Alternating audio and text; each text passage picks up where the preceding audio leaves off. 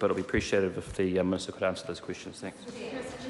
Jacinda Ardern. Thank you, Mr. Chair. I want to speak briefly in response to some of the comments that the Minister made around changes to Clause 13 in the whānau first principle, because the member Derek Ball is absolutely right. If we are wrong, then almost every single submitter to our Select Committee misunderstood the Minister's intention with this legislation. Yeah, so I want right. clarity on that. Beforehand, though, Mr. Speaker, I want to begin by acknowledging the incredibly important role that the Youth Advisory Group that worked alongside the Minister, the contribution they have made to this legislation.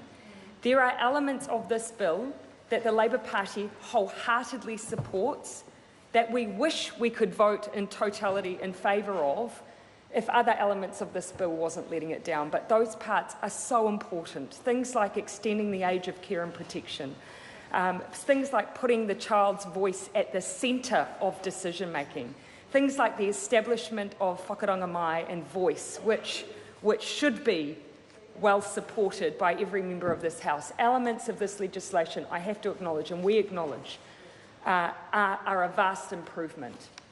And I would not want our opposition on other clauses to diminish that, so I wanted to state that and thank them for the incredible work that they've done and will continue to do.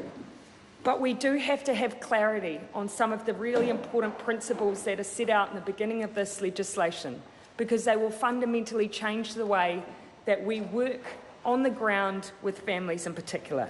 The Minister claimed that the whānau first principle had not been removed.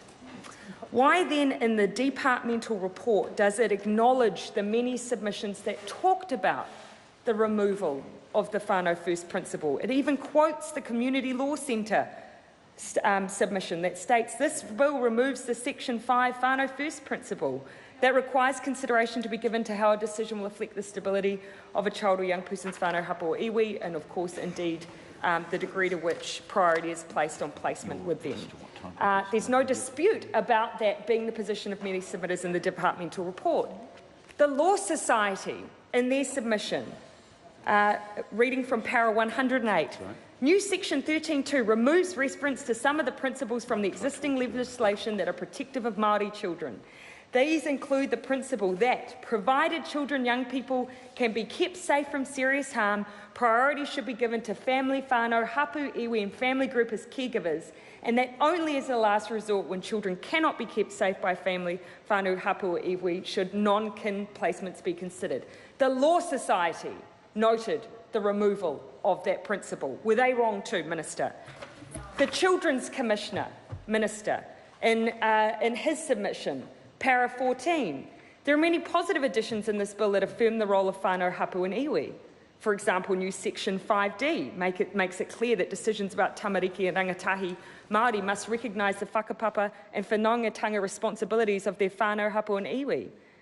These new elements, whilst referenced at the start of section 13, do not clearly and adequately offset the removal of the priority for kinship care placements as described in the Act. In my view, the bill as currently drafted could lead to whānau, hapu and iwi being excluded from decisions about where to place a child who is being removed from the usual caregivers.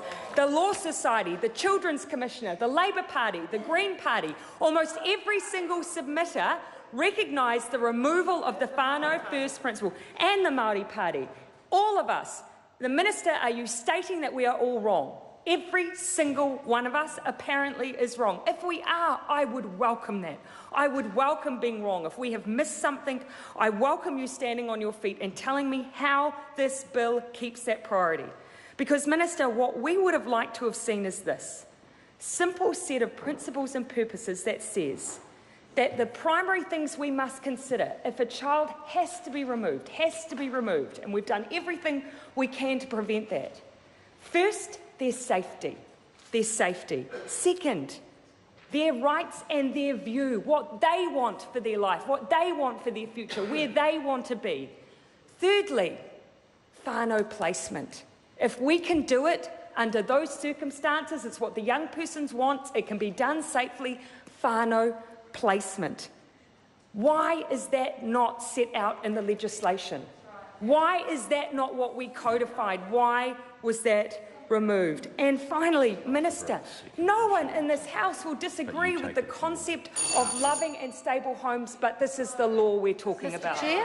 Mr. The Chair. Honourable Anne Tolley. Mr. Chair, I'm delighted